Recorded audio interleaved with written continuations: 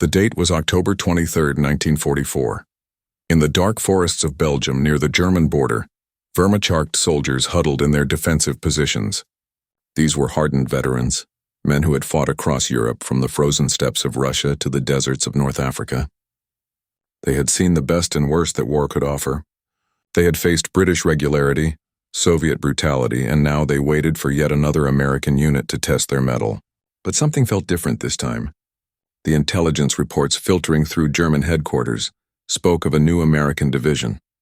The 104th Infantry Division, they called themselves, the Timberwolves. Fresh troops from the United States never tested in combat. The German officers smiled. Green American soldiers, probably farm boys and factory workers who had never seen real war. This would be easy. They had broken American units before. What these German soldiers did not know was that these Timberwolves were commanded by a man they would soon learn to fear. A man whose very name would become a warning, whispered among Wehrmacht troops in the darkness. A general so aggressive, so unconventional, so utterly relentless, that his own high command had fired him once already. His name was Terry Mesa Allen. The Americans called him Terrible Terry, and he was about to teach the Germans a lesson they would never forget. The story of how this happened, how one American general became the nightmare of German forces across 2 continents, is not just about military tactics or battlefield victories. It is about a man who refused to follow the rules when those rules got his soldiers killed. A man who drank too much, cursed too freely, and cared more about winning battles than wearing a clean uniform. A man who was fired in disgrace at the height of his success, only to return more dangerous than ever. To understand why German soldiers feared Terry Allen, we must go back to where it all began. Terry Allen was born on April 1, 1888 at Fort Douglas in the Utah Territory. He came from a military family that stretched back generations. His father was Colonel Samuel Allen, a career Army officer who had spent his entire adult life in uniform, moving from post to post across the American West. But the military tradition ran even deeper than that.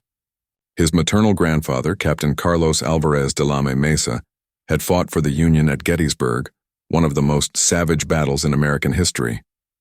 Captain de la Mesa served with Company C of the 39th New York Volunteer Infantry, a unit known as the Garibaldi Guard, composed largely of Italian immigrants who had come to America seeking freedom and found themselves fighting to preserve it. On July 2, 1863, during the second day of the Battle of Gettysburg, Captain de Mesa was wounded in the intense fighting around the peach orchard and the wheat field, where thousands of men fell in a few hours of combat. He survived his wounds and continued to serve until the war ended. This heritage of service and sacrifice ran through Terry Allen's veins.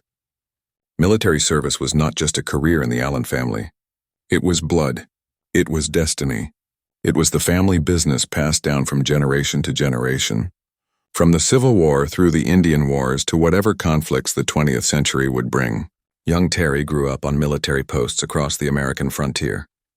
He learned to ride horses before he could properly read. He learned to shoot before he mastered arithmetic.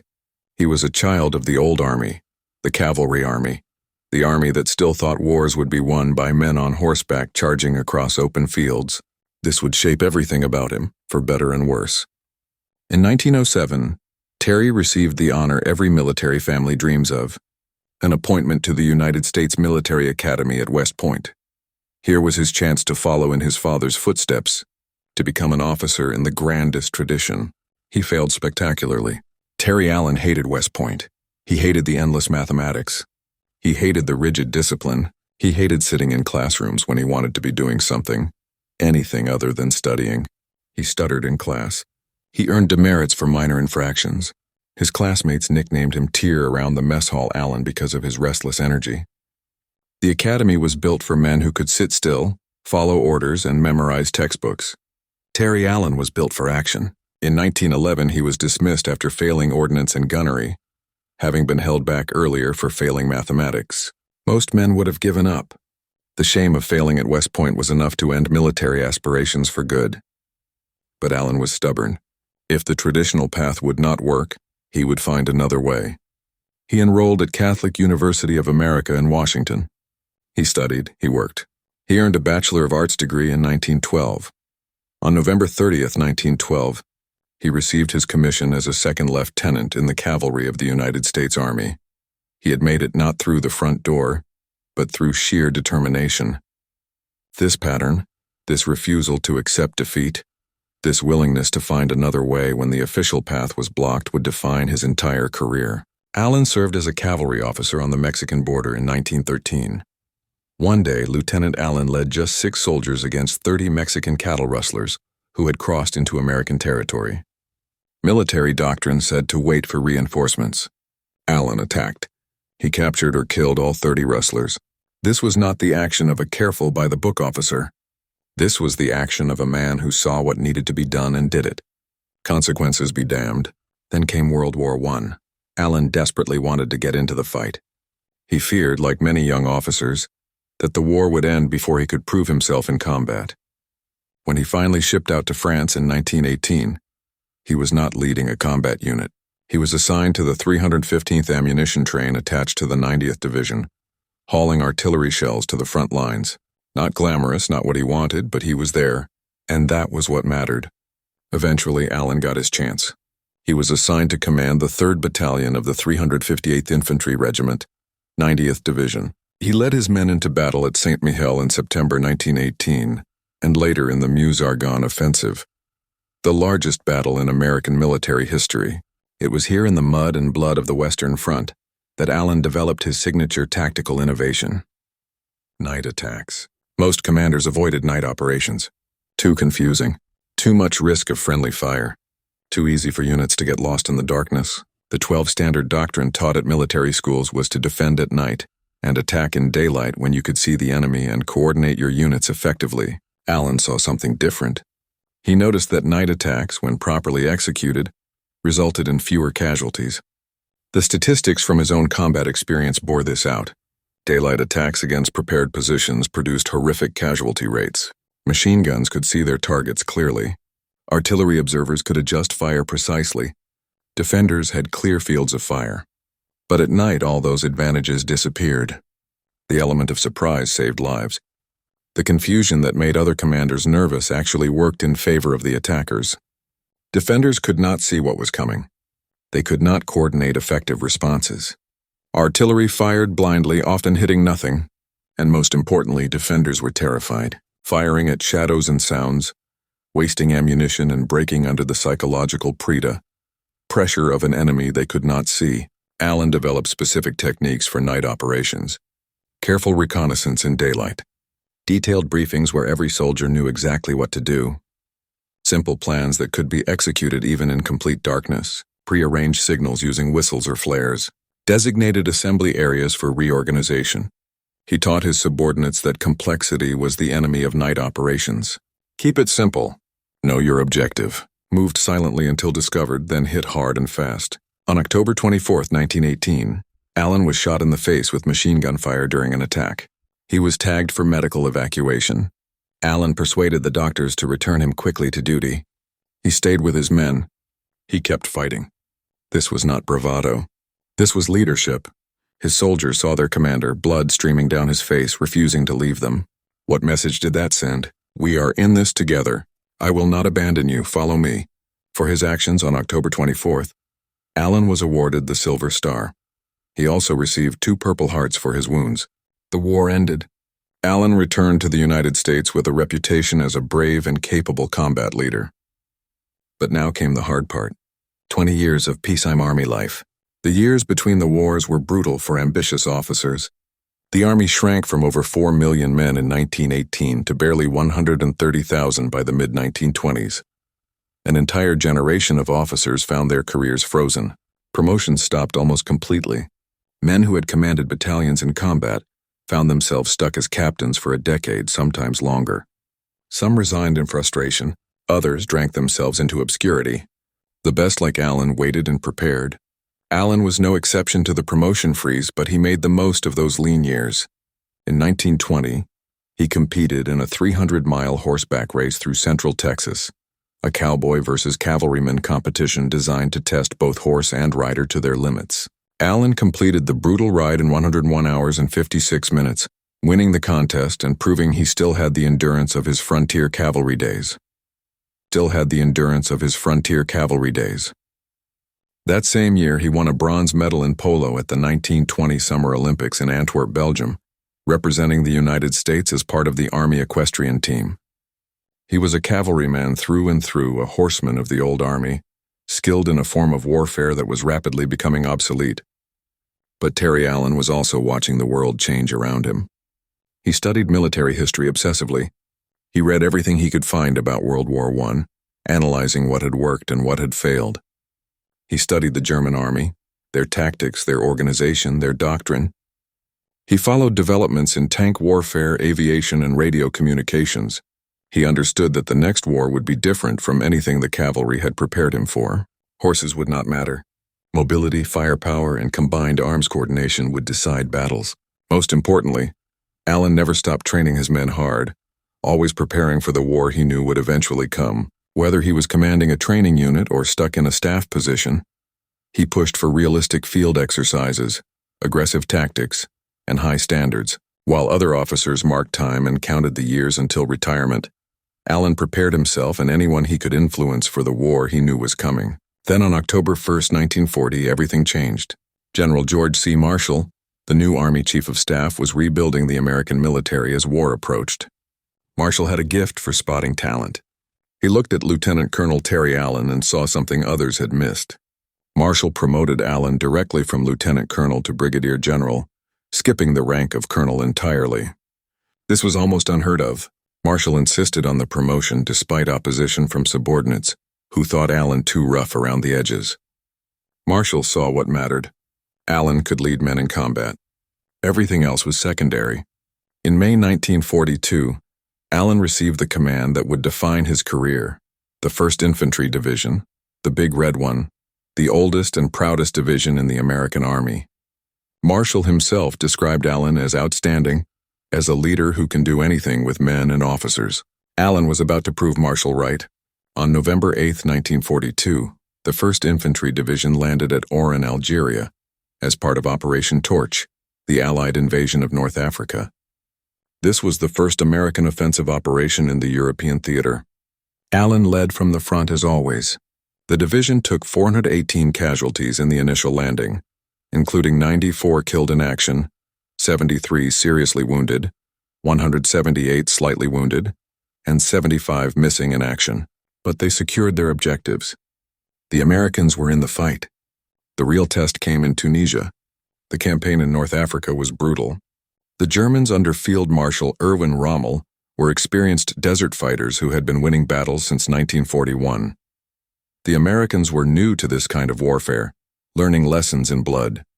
In February 1943, German forces launched a massive counteroffensive at Kasserine Pass.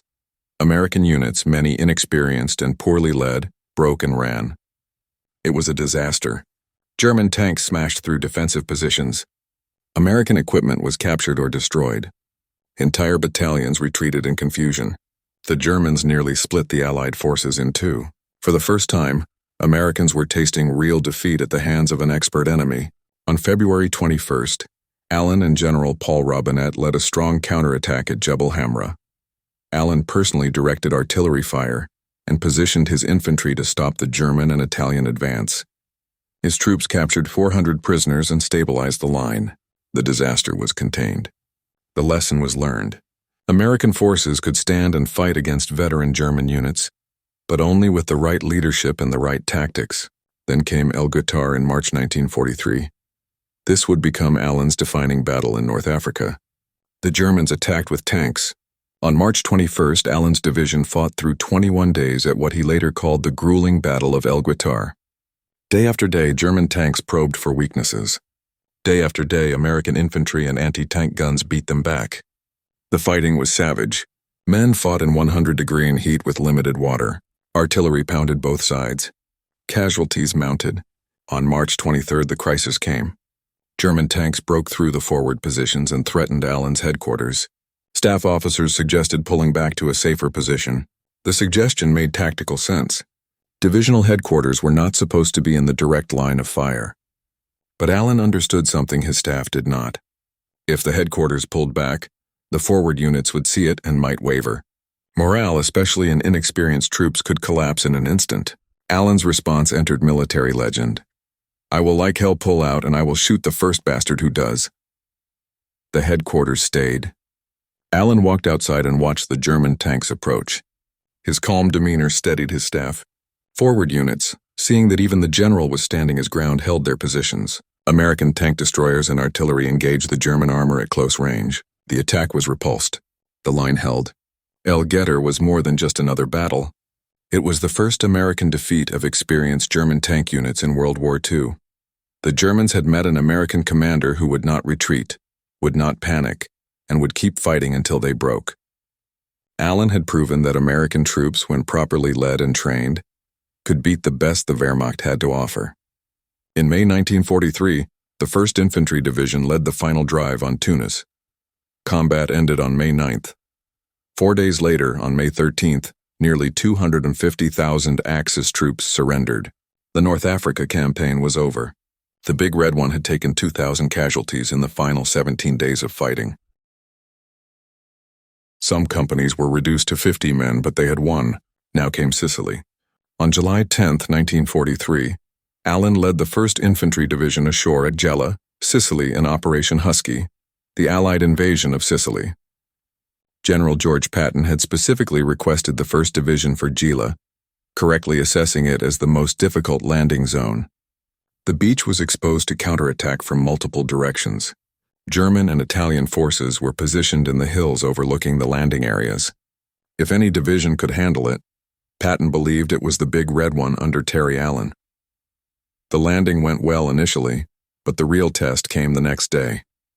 On July 11th, German tanks from the Hermann Göring Panzer Division counterattacked toward the beach. If they reached the shore, they could split the beachhead and roll up the Allied positions. American infantry caught in open terrain fought desperately to stop the armor. Artillery from ships offshore fired over the heads of American soldiers to hit the advancing tanks. Naval gunfire combined with fierce resistance from Allen's infantry and supporting units finally stopped the German advance just short of the beach. Omar Bradley, who was there observing the fight, later wrote in his memoirs, "I question whether any other United States division could have repelled that charge." The Big Red One held. The beachhead was secure. The invasion could continue, but the hardest fighting was still ahead. The Sicilian campaign became a race between Patton's 7th Army and British General Bernard Montgomery's 8th Army to capture the island. Both commanders wanted glory. Both pushed their men hard. Allen's 1st Division was given some of the toughest objectives. Then came Troina, one of the most savage battles of the Sicily campaign. Troina was a mountain town that controlled key roads through the interior of Sicily. The Germans had turned it into a fortress. From July 31st to August 6, 1943, Allen's division attacked this stronghold. The fighting was brutal. Every building had to be cleared. Every street was covered by German machine guns. American infantry attacked uphill into prepared positions. Casualties mounted daily. The Germans did not just defend, they counterattacked. Again and again, German forces launched attacks to throw the Americans back down the mountain. By the time the battle ended, the Germans had launched 24 separate counterattacks over 6 days of continuous fighting. 24 times Allen's men beat them back. The division artillery fired thousands of shells. Infantry companies were reduced to half strength.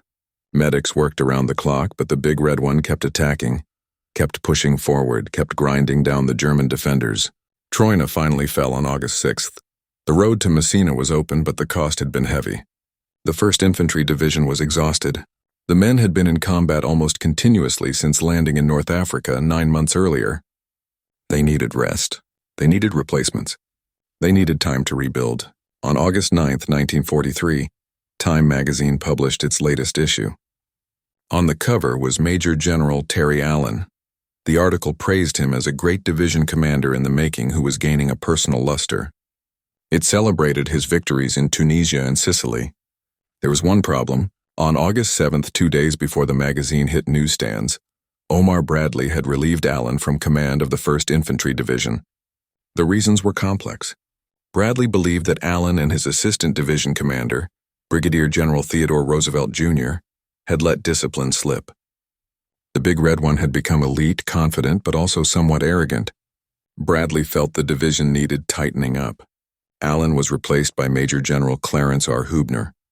But there was another factor.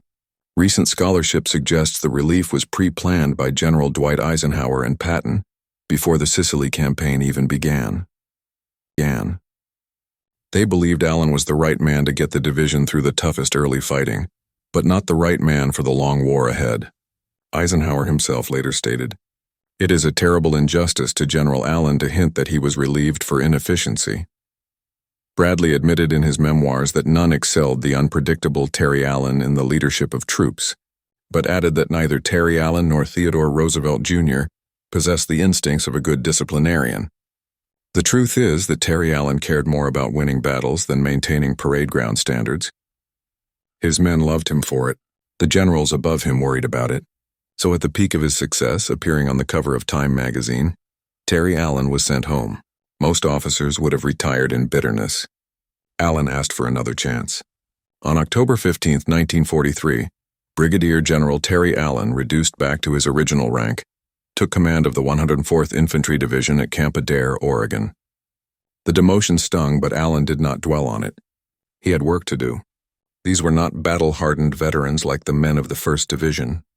These were green troops, mostly factory workers and farm boys from the western states, just as the Germans had suspected about American units. Average age was in the early 20s. Most had never been far from home before the Army. They knew nothing about combat. Allen looked at these young men and saw potential, but potential meant nothing without proper training. He set out to create the most thoroughly trained division in the United States Army, and he would do it by teaching them to master something most units avoided: fighting at night. While standard Army training required 10 to 12 hours per week of tactical instruction, Allen drove his men through 30 to 35 hours per week, 3 times the normal requirement. Some weeks they trained nearly 6 hours a day on top of normal military duties. The training was relentless, exhausting, and brutally realistic. Allen focused obsessively on night operations. He taught his men to move silently in darkness. He drilled them in using compasses and terrain features when they could not see more than a few feet. He taught them to communicate without speaking, using hand signals and prearranged codes. He taught them to coordinate attacks without radios which could be intercepted or jammed. He taught them to trust their fellow soldiers completely because at night, you could not see who was beside you. You had to know they were there. The division practiced night attacks again and again, first in small unit exercises, then in company-level operations, then in full battalion attacks with artillery support, all conducted in total darkness. Allen insisted on realistic conditions, live ammunition, actual artillery barrages, smoke to simulate the confusion of battle. His men learned that night fighting was terrifying, but that proper training and discipline could turn that terror into a weapon against the enemy. The other divisions at Camp Adair thought Allen was crazy. His men were exhausted all the time. They stumbled through the Oregon forests at 3 in the morning. They practiced attacks in driving rain and pitch darkness, but Allen knew what he was doing. He was teaching them to survive. Night attacks, when done correctly, resulted in fewer casualties than daylight assaults. The attackers had surprise. The defenders were confused and frightened. And most importantly, enemy artillery and machine guns could not see targets clearly enough for effective fire. By the time the 104th Infantry Division shipped out to Europe in the summer of 1944, they were the first and only American division trained specifically for nighttime combat. Bradley would later admit that Allen brought the only division I know of that was prepared for night combat. That preparation would save countless lives in the battles ahead. On October 23, 1944, the Timberwolves entered combat near the German border in Belgium. The German veterans in the forest waited for easy pickings. Intelligence reports had told them this was a green American division fresh from the United States, never tested in battle. The Germans had faced green American units before. Those units made mistakes. They panicked under fire. They were predictable. This would be another easy defensive victory. What they got instead was a nightmare. That first night, Allen launched his division into action. The attacks came in darkness. Companies moved silently through the forests, navigating by compass and memory of the terrain they had scouted in daylight. They hit German positions from unexpected directions. Sentries were eliminated silently before they could sound the alarm. German positions were overrun before defenders fully understood what was happening. Forward observers called for artillery support, but could not see targets well enough to direct fire effectively. Machine gun nests fired blindly into the black, wasting ammunition on shadows. American infantry materialized out of the darkness, struck hard with grenades and automatic weapons, and vanished before German reinforcements could arrive. Radio operators called for help, but by the time help came, the Americans were gone, hitting another position miles away. By dawn, the Germans were shaken. Entire platoons had been overrun in the night. Positions that seemed secure in daylight were death traps after dark. These were not green troops. These were trained killers who fought like demons in the dark. German unit commanders sent urgent reports up the chain. This American division was different, dangerous. They owned the night. Over the next months, the pattern repeated. The 104th crossed the Mark River on November 2nd in a night operation that caught German defenders completely by surprise. They fought in the Aachen sector starting November 16th, attacking fortified positions that had held against other Allied units for weeks. Allen's night tactics cracked defenses that daylight assaults could not break. When the Germans launched the massive Ardennes offensive in December, what history calls the Battle of the Bulge, Allen's division held defensive positions from December 15, 1944 to February 22, 1945. The division absorbed the shock of German attacks, held critical positions, and prevented the German breakthrough from widening. Then on February 23rd, they crossed the Roer River and went back on the attack, driving into Germany itself. The reputation of the Timberwolves spread among German units. Wehrmacht soldiers who rotated from other fronts heard warnings about the American division that attacked at night. Some German reports captured after the war described the 104th as elite troops specializing in night operations. German defensive plans had to account for the possibility of American attacks in darkness, forcing them to maintain higher alert levels and spread their forces more thinly. This was exactly what Allen wanted. An enemy that feared the night was an enemy that could not rest, could not relax, could never feel safe. German propaganda broadcaster Axis Sally, Rita Zucca, broadcasting from Rome, made references to the American night fighters in broadcasts monitored by Allied intelligence. She claimed, according to accounts verified in Gerald Astor's biography of Allen, that the American night fighting was unfair. This was high praise disguised as complaint. If the enemy thought your tactics were unfair, you were doing something right. On March 5, 1945, the Timberwolves captured Cologne, one of Germany's great cities. On March 22nd, they crossed the Rhine River, driving deep into the heart of Germany. After the Rhine crossing, Allen's division advanced 193 miles in 9 days, ending at Paderborn. Then they drove another 175 miles in 15 days, reaching the Mulde River. On April 11, 1945, the 104th Infantry Division, alongside the 3rd Armored Division, liberated the Nordhausen concentration camp in central Germany. What they found there would haunt these soldiers for the rest of their lives. Approximately 3,000 corpses lay scattered throughout the camp, many in various stages of decomposition. 750 prisoners were found alive, though barely. They were skeletal, diseased, too weak to stand. Many died in the days after liberation, despite American medical care. Nordhausen had been a sub-camp of the Dora Mittelbau camp complex where prisoners had been worked to death, building V-2 rockets in underground factories. The Germans had abandoned the camp as Allied forces approached, leaving the prisoners to die. Allen's soldiers, hardened by 7 months of continuous combat, were sickened by what they saw. They had fought Germans in open battle and respected them as soldiers. But this was different. This was systematic murder, industrial-scale atrocity. The men realized they had been fighting not just an enemy army, but an evil regime. Allen ordered his men to photograph everything. He wanted documentation. He wanted proof. He ordered German civilians from the nearby town to be brought to the camp to see what had been done in their name. Some Germans claimed ignorance. Allen did not care. They would see. They would know. They would help bury the dead. From April 15th to 19th, the division fought a 5-day battle to capture the city of Halle, an important industrial center. The fighting was house to house, street by street. German defenders fought stubbornly to hold every block. Artillery and tank fire smashed buildings. Infantry cleared rooms one at a time. Casualties mounted on both sides. One at a time. Casualties mounted on both sides. During this operation, Allen encountered Count Felix von Luckner, a fascinating figure from history. Von Luckner had been a World War I naval officer, captain of the commerce raider SMS Siedler, known as the Sea Devil for his exploits sinking Allied ships in the Pacific and Atlantic. Now he was an old man in his 60s living in Halle, trying to save his city from destruction. Von Luckner approached Allen under a flag of truce and helped negotiate a partial surrender of Halle. His intervention saved much of the city from being destroyed by American air attacks and artillery bombardments. Allen and von Luckner, old warriors from an earlier conflict, dealt with each other with professional courtesy and mutual respect. They were from different countries, different wars, but they understood each other in a way that only combat veterans can.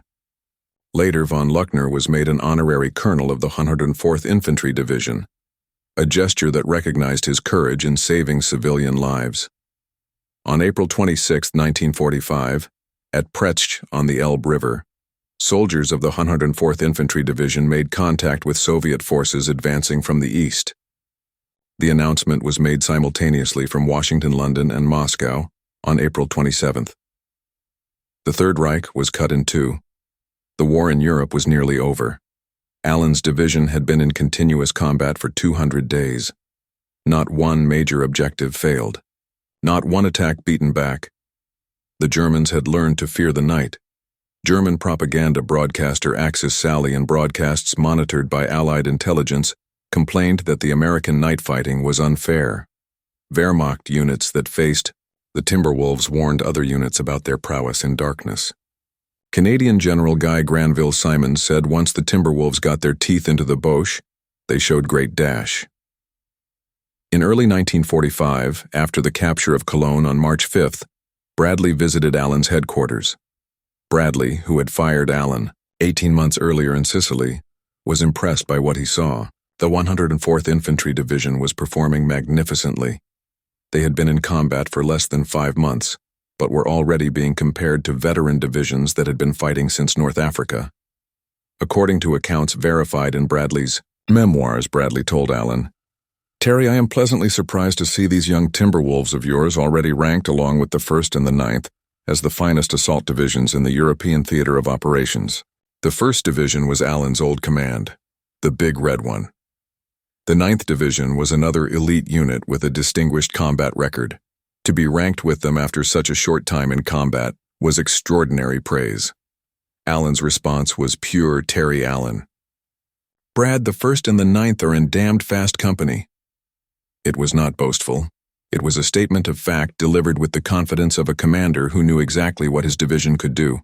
Allen had proven his point. The methods that got him fired in Sicily had produced another elite division. The training that others thought excessive had created soldiers who could match any unit in the army. The man they said lacked discipline had built a division that won every battle it fought.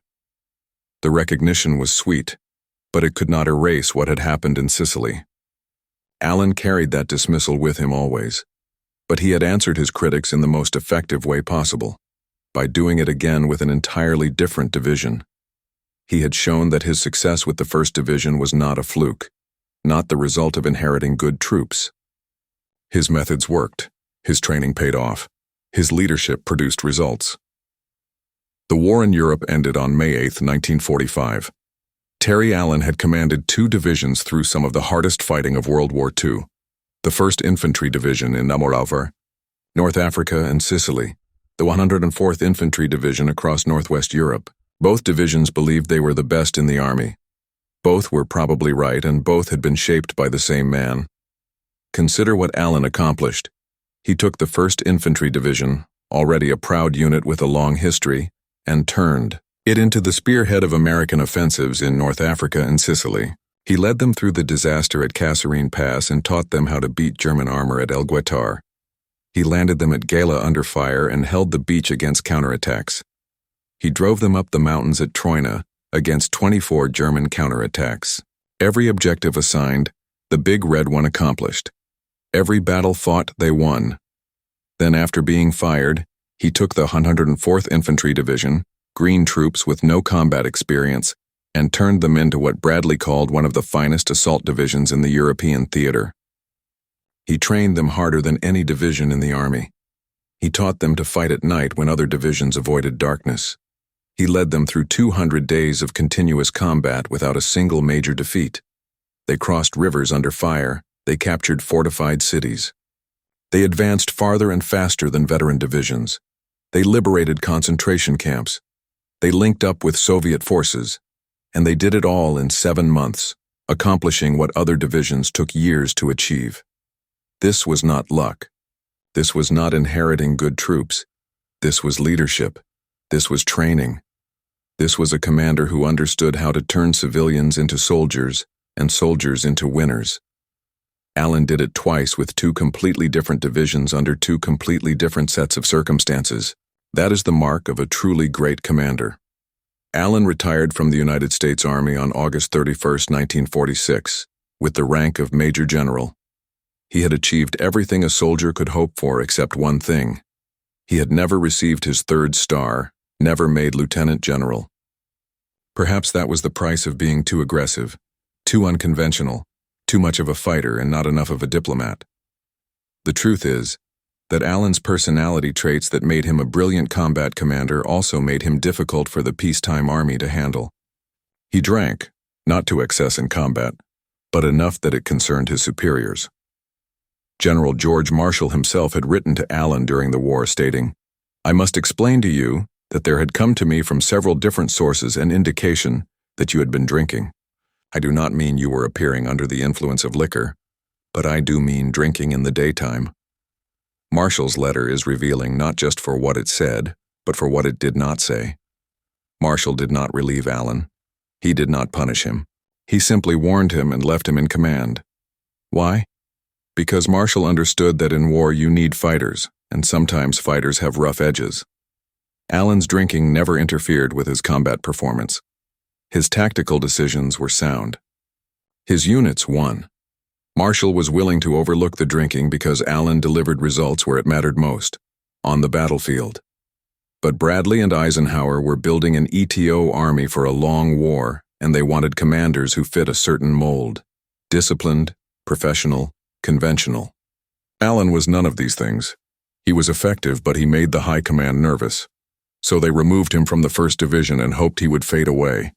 Instead, he came back with the 104th and proved them wrong all over again.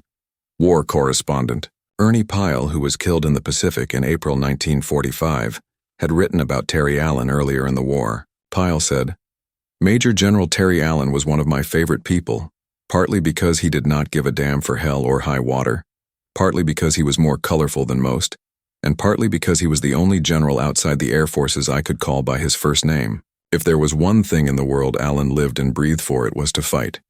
He had been shot up in the last war, and he seemed not the least averse to getting shot up again. His pattern for victory was simple. Just wade in and murder the hell out of the low-down good-for-nothing, so that was Terry Allen. Direct, profane, relentless, and completely committed to his soldiers and to victory, After retirement, Allen lived quietly in El Paso, Texas, near Fort Bliss, where his father had once served. He had given his whole life to the Army. Now he could rest. But peace would not last. On October 17, 1967, Lieutenant Colonel Terry Mesa Allen Sr. was killed in Vietnam. He was commanding the 2nd Battalion, 28th Infantry Regiment, 1st Infantry Division, his father's old division, the Big Red One.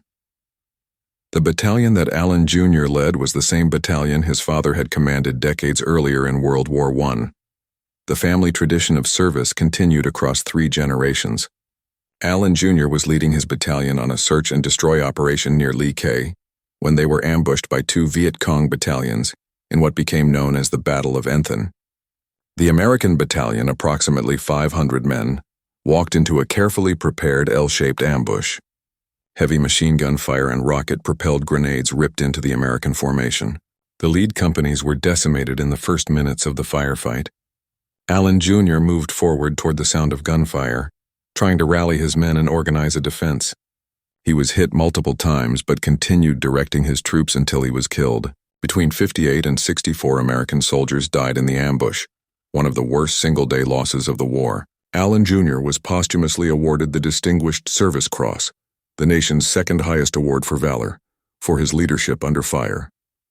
The death of his son shattered Terry Allen. He was 79 years old and in declining health, but this blow was too much. His only son, following in his footsteps, had died leading men in combat, just as Allen had done for decades. The warrior's tradition that had seemed so noble now felt like a curse. His health, already declining, collapsed completely. He suffered strokes. His heart weakened. He held on for nearly 2 years, but the will to fight was gone. On September 12, 1969, Major General Terry de la Allen died in El Paso at the age of 81. He was buried at Fort Bliss National Cemetery next to his son. The old Army cavalryman, the warrior who had fought in 2 world wars, the general who had led men through the deserts of North Africa, the mountains of Sicily, and the forests of Germany, was finally at rest. Today, the United States Military Academy at West Point, the institution that dismissed him in 1911 for academic failure, presents the General Terry de Mesa Allen Award to the cadet with the highest rating in military science. The academy that could not contain him as a student now honors his name. The failed cadet became one of the most successful combat commanders in Cree American history. Those German soldiers who waited in the Belgian forests in October 1944 expected to face green American troops. Easy targets. Instead, they met Terry Allen's Timberwolves.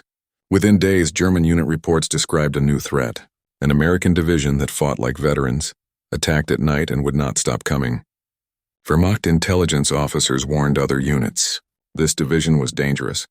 Their commander, they learned, was the same general who had led the 1st Infantry Division in North Africa and Sicily. Terrible Terry Allen had returned. By war's end, German veterans who faced both of Allen's divisions understood what made him different. It was not cruelty or overwhelming firepower. It was training so intense that green troops fought like veterans from their first day. It was leadership so personal that soldiers would follow him anywhere. It was tactical innovation that turned night from a time of rest into a time of terror. And it was an absolute refusal to accept defeat under any circumstances. Allen never commanded armies. He never made lieutenant general. He was fired at the peak of his success and spent years proving he deserved another chance. But the soldiers who served under him, American and German alike, knew the truth. Terry Allen was one of the most effective combat commanders of World War II. He won every major battle he fought. He led 2 different divisions to distinction. And he proved that American soldiers, properly trained and properly led, could beat the best troops the enemy had. The Germans in those Belgian forests learned that lesson the hard way. The ones who survived spread the word. Terrible Terry was back, and the night belonged to him, and the night belonged to him,